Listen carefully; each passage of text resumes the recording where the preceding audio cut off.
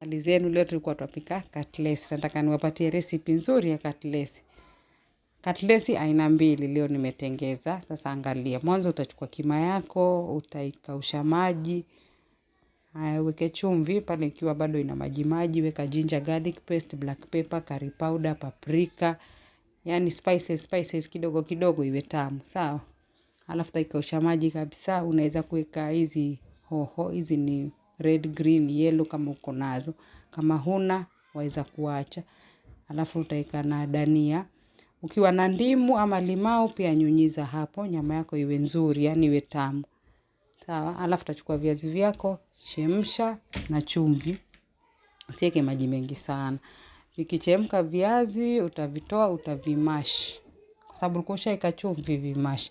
Kisha utafanya madonge hivi ambapo unafanya, weka ile nyama yako ndani ya kima, ukifunga. Make sure umecoat kabisa na ile viazi.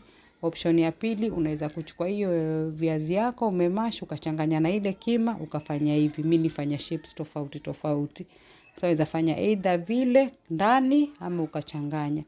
Alafu chukua unga wako, coat. Hii ni kwa sababu isifunguke wakati umeweka kwa mafuta.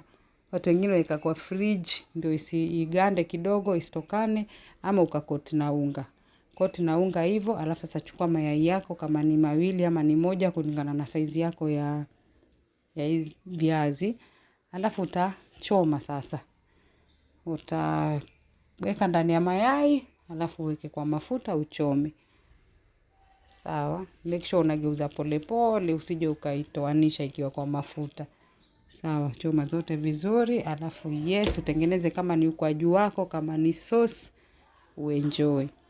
Sawa, Ramadhan Karim jamani.